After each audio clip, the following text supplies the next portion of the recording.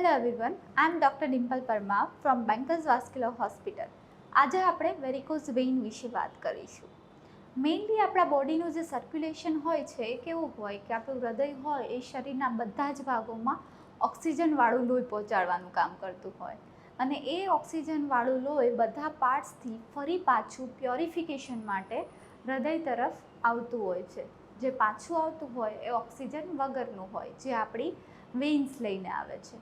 Varicose વેઇનમાં કેવું થાય કે હૃદયથી પગ સુધી બધું જ લોહી બરાબર પહોંચી જાય છે, પણ પગથી જે ફરી પાછું હૃદય સુધી પહોંચવું જોઈએ એ લોહી બરાબર નથી પહોંચતું.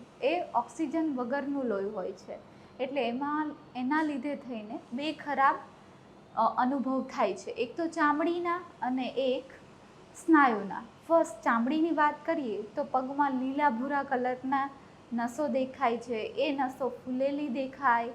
પછી બીજી વાત કરીએ તો ખંજવાળ આવે, પગની જે ચામડી છે એ કાળી પડતી જાય, પગમાં ખરજવું, અલ્સર થાય.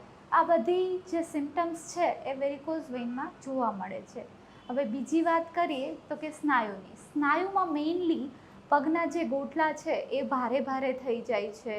વધારે ઊભા રહેવાનું કે વધારે પગ લટકાવીને બેસવાનું આવે તો એવું થાય કે પગ આખા એકદમ ભારે ભારે થઈ ગયા છે, દુખાવો અનુભવાય છે, પગના પંજા આગળ સોજો આવે છે. આ બધી વસ્તુઓ આમાં થાય છે.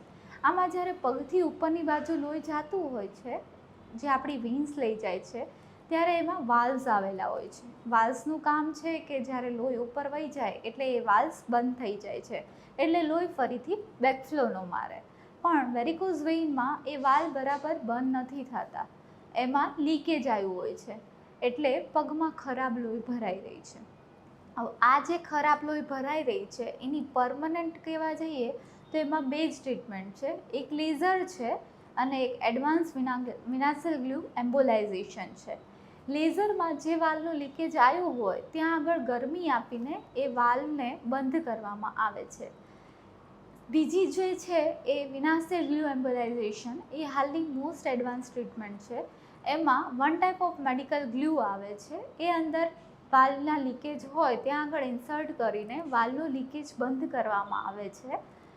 અને આ જે બંને ટ્રીટમેન્ટ છે એ બંનેથી તમે જે તમારા સિમ્ટમ્સ હોય છે વેરિકોઝ વેઇનના, દુખાવો, જે ચામડીની જે બધી તકલીફ છે એ ઓછી થાય છે અને જે મેઇનલી બ્લડ સર્ક્યુલેશન છે એ આખું પ્રોપર થઈ જાય છે.